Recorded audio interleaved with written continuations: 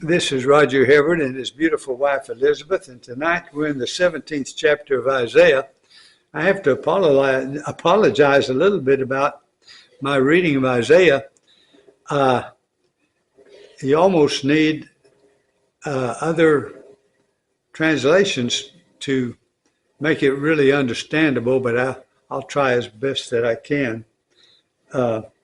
He has it in different paragraphs, so maybe I'll do that as a paragraph at a time.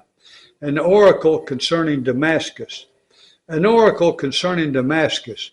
Behold, Damascus will cease to be a city and will become a heap of ruins. The cities of Aroer are deserted. They will be for flocks, which will lie down, and none will make them afraid. The fortress will disappear from Ephraim, and the kingdom from Damascus, and the remnant of Syria will be like the glory of the children of Israel, declares the Lord of hosts. I suppose Ephraim, of course, is the northern 10 tribes, and I suppose he's talking about the desolation that Assyria is going to cause or has caused by this time. So a new paragraph. And in that day, the glory of Jacob will be brought low, and the fat of his flesh will grow lean. And it shall be as when the reaper gathers standing grain, and his arm harvests the ears, and as when one gleans the ears of grain in the valley of Rephaim. Gleanings will be left in it, as when an olive tree is beaten, 2 or 3 berries in the top of the highest bough, 4 or 5 on the branches of a fruit tree, declares the Lord God of Israel. So it sounds like a remnant will just be left is all. Another paragraph. In that day, man will look to his Maker, and his eyes will look on the Holy One of Israel. He will not look to the altars, the work of his hands, and he will not look on what his own fingers have made, either the Asherim or the altars of incense.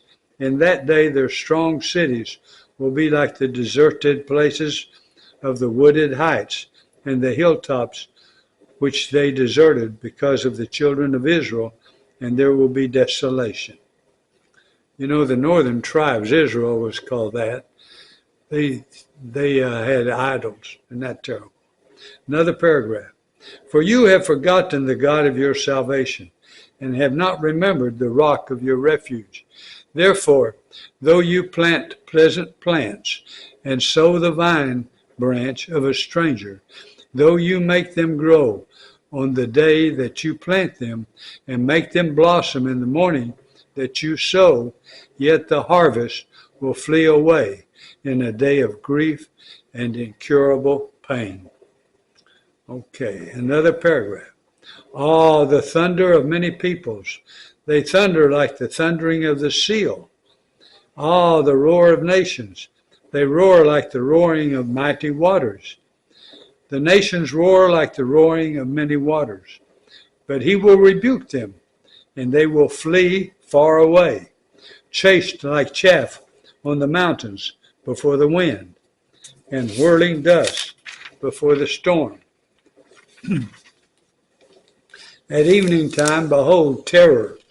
Before the morning, they are no more.